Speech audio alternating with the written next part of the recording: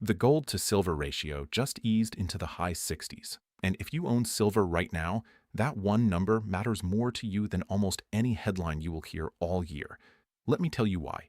That number is not a price, it is a fear gauge. It measures the two metals against each other, and history has a very particular thing to say about what happens when it stretches out the way it just did. By the end of this, you are going to understand exactly what that gauge is telling you, whether the words about to run are something real or just a shout painted on a thumbnail, and the one difference between right now and the last time it looked like this, the difference that decides which way it actually breaks.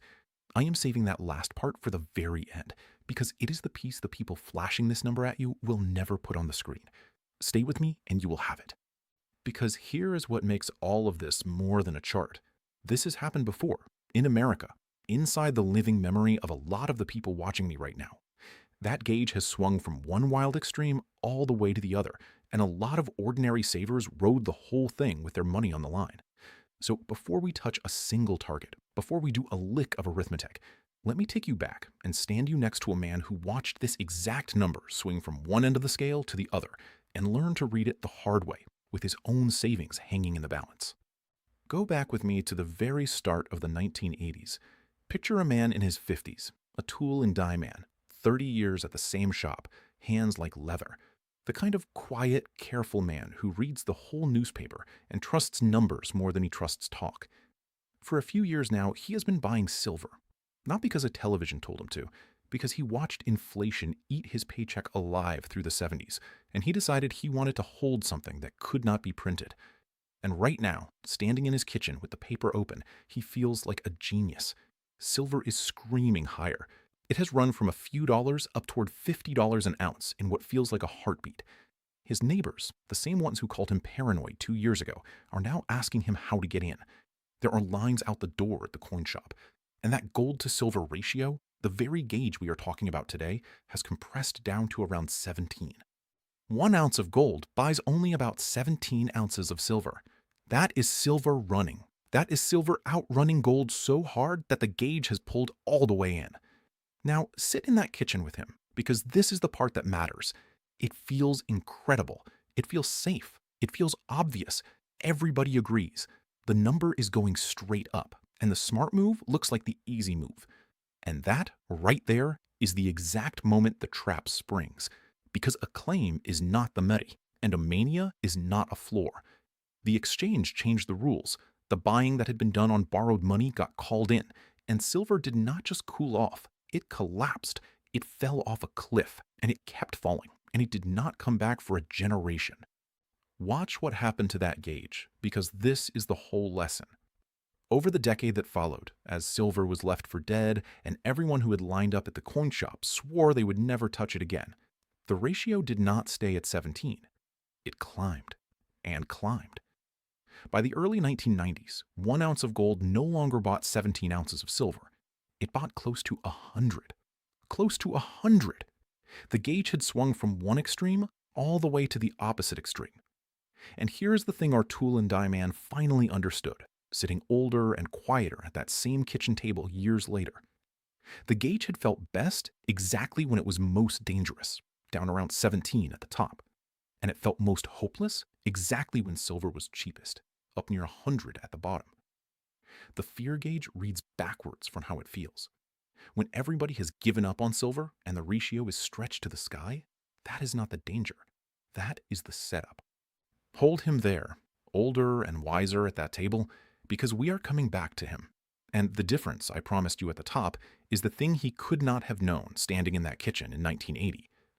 Now let me bring you back to today, because the rhyme is what you clicked for, and it is real. Here is where the gauge sits now, in plain terms, and I'm going to keep the daily tick out of it because the daily tick does not matter, and the shape does. Silver just came through a hard, ugly shakeout. It got knocked down into the mid-50s, a fast flush that took it to its lowest in the better part of a year, and it scared a lot of people badly. And then it turned. It clawed its way back above 60, and it has been climbing for several days running, with silver leading gold on the way back up. Gold, for its part, barely flinched through the whole episode. It pulled back only a little, and then rallied back over $4,100 to a multi-week high, calm as you like. And because gold stayed steady while silver went on its violent round trip, that gold to silver ratio pushed up into the 70s during the fright and has since eased back into the high 60s as silver started to outrun gold again. Still stretched.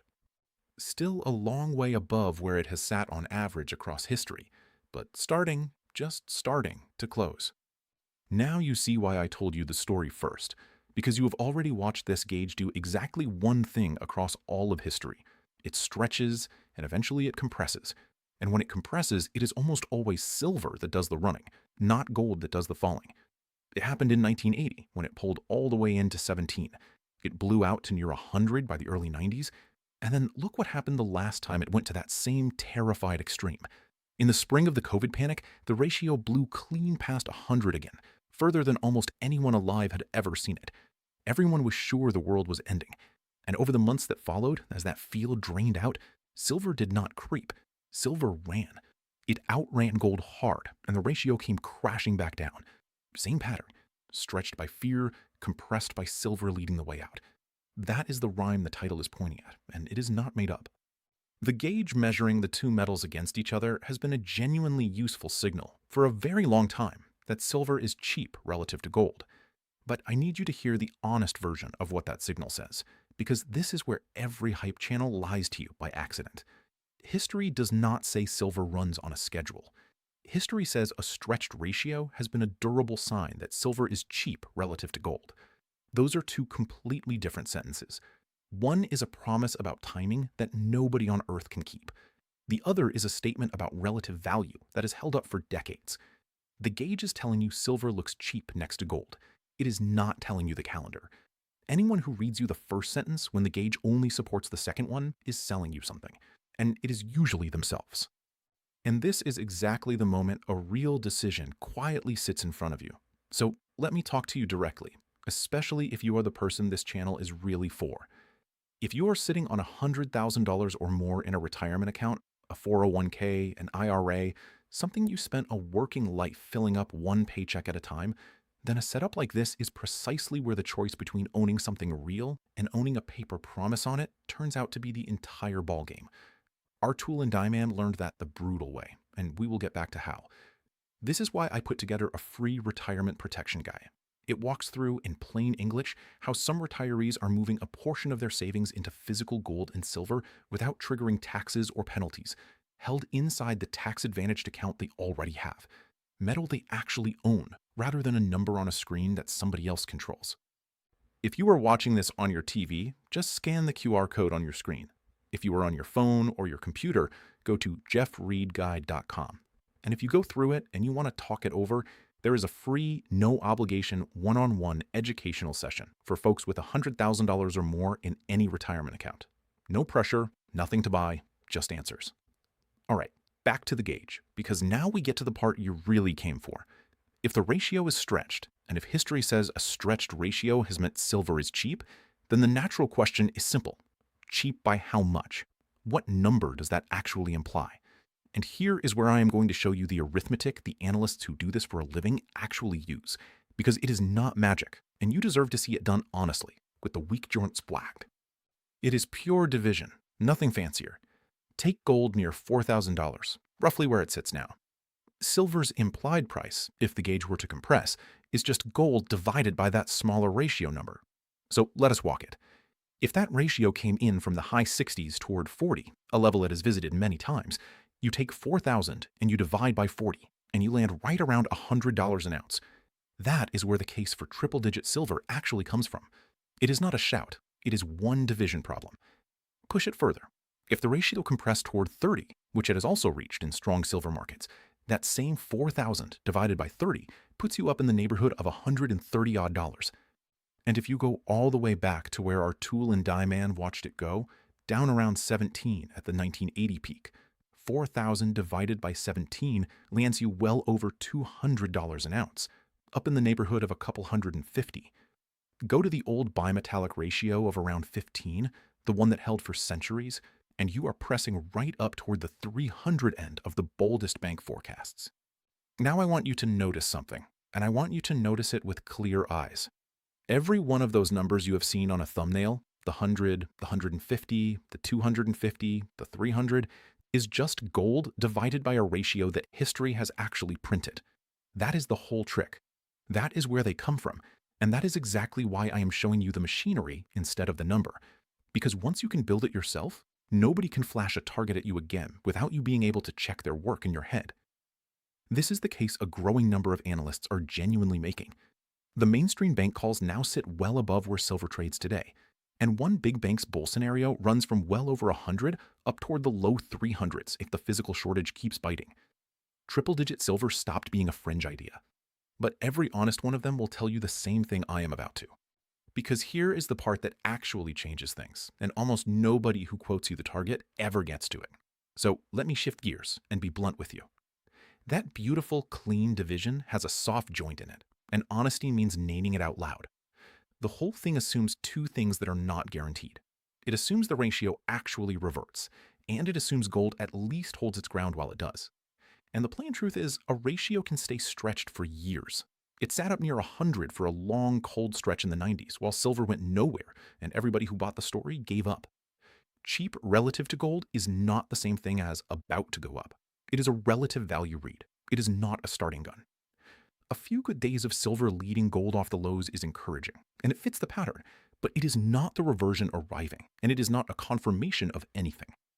Anyone who tells you the compression is locked in because silver had a good week is doing the exact thing our tool and die man did in 1980, when 17 felt safe. And I have to say the next part plainly too, because you are going to run into it out there. Past the 300 math, at the far edge, there are voices calling for $1,000 silver, or $50,000 gold, or some clean 30-fold multiple. I am not going to insult you by pretending those come from the same place as the ratio arithmetic I just walked you through. They do not. Those numbers come from imagining a complete monetary reset, a dollar rebuilt from scratch on the gold sitting in vaults, and then applying an old ratio to that reimagined world. It is a story about the end of the financial system, not about next year.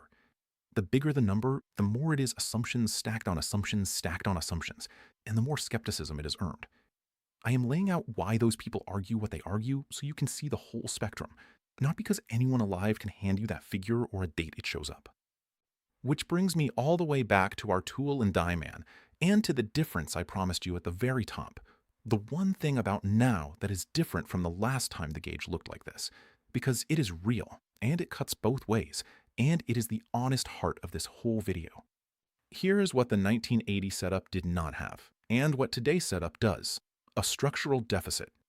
Back then, silver ran on a mania and a corner, on borrowed money and a frenzy, and when the borrowed money got called, the whole thing folded because there was nothing real underneath it. Today is different in one enormous way. The world has now used more silver than it mines for 6 straight years running. 6 years.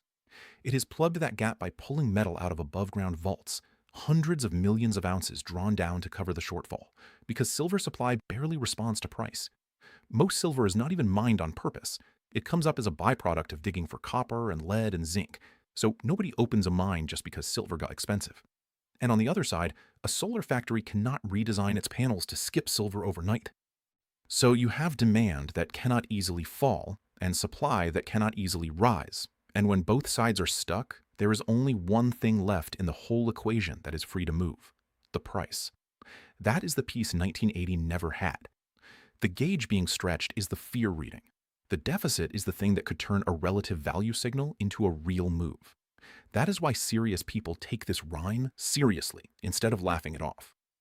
But that same difference is exactly why I will not and cannot promise you a thing. So let this land, because it is the most important sentence in this video. I cannot promise you a price, and I cannot promise you a date. And the very second anyone does either one, you should close their video and never come back. Silver is the most violent major metal there is. You just watched it get flushed into the mid-50s and snap back above 60 in a matter of days. And it can turn around and do the ugly version just as fast. It could stay cheap for longer than you can stand. It could fall back below where it just bounced from before any of this ever plays out. The deficit is real, but in the short run, the price does not answer to the deficit. In the short run, it answers to the Federal Reserve, which under Kevin Warsh has turned hawkish, with a rate hike on the table instead of a cut. And metal that pays you no interest always struggles when rates threaten to climb. It answers to the dollar. It answers to fear and to whatever the paper market feels like doing on a given morning. The shortage is the trend. The Fed and the dollar are the weather, and the weather can soak you for a very long time before the trend ever shows up on your doorstep. Being right and being early feel exactly the same while you are holding, and only one of them ever pays. That is the difference our tool and die man spent a decade learning, and it is why nobody on the financial channels will frame it this way for you. They will either sell you the promise or mock the whole idea, because a fear gauge that reads backwards and a shortage that only pays off eventually do not fit into a 5-second segment or a red arrow. The people who should explain this to you plainly have every reason not to. So here is what to actually do with all of it. And this is not advice, it is just how a calm person thinks about their own position. First, own the metal, not the promise. The whole difference between the savers who survived the last cycle and the ones who got wiped out was whether they held the real thing or a leveraged paper claim that someone else could yank away when the rules changed. Second, size it so a violent drawdown cannot force your hand. If a flush like the one you just watched would force you to sell at the bottom to cover a bill, then your position is simply too big, no matter how good the setup looks, because being forced to sell in the valley is how right people still lose everything. And third, never sell into the shakeout. The shakeout is the machine that transfers metal from the people who feel to the people who own. Do not be the fuel.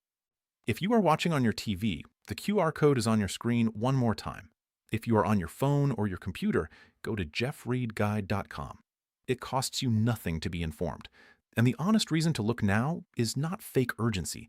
It is the plain fact that the right time to think a decision like this through calmly is exactly when nothing feels like an emergency, which is right now, not the day everyone is panicking and the lines are back out the coin shop door.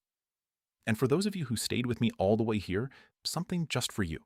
If you have $100,000 or more in any retirement account and you mention that you watched this full video, you can claim a free one-on-one, no-obligation educational web conference. A real conversation about what you actually own versus what you only think you own. No pressure, nothing to buy. That is for the folks at that level who made it to the end, and you are one of them. So let me answer the question you came in with honestly, now that you can check my work. The gold to silver ratio eased into the high 60s, and does history say silver is about to run? Here is the true answer. History does not say about to. Nobody gets about to. What history says, clearly and across decades, is that this gauge has been a durable sign that silver is cheap relative to gold, that every time it stretched this way, it eventually compressed, and that when it compressed, it was silver that did the running. That is a relative value read, not a schedule, and this time it sits on top of a 6-year shortage that 1980 never had. That is a genuinely strong case. It is not a promise, and anyone who hands it to you as a promise is not on your side. Could this whole thing sit under some other title? No. You came to understand one number, and now you own it, built with your own hands. And that tool and die man at his kitchen table. Years after the crash, older, the euphoria long gone, he watched that same gauge climb up toward 100 while everyone he knew swore off silver forever. And he said the thing I want to leave you with. The gauge, he said, is a thermometer for fear, and it reads highest right when things feel worst, which is exactly when the metal is cheapest and nobody wants it. He could not tell you when it would turn. Nobody could, but he had finally learned to read it the right way around. The number may run and it may not, and no honest person can tell you which. But do not just be right about the gauge. Set your life up so that you are still standing, calm and unforced, on the day it finally turns.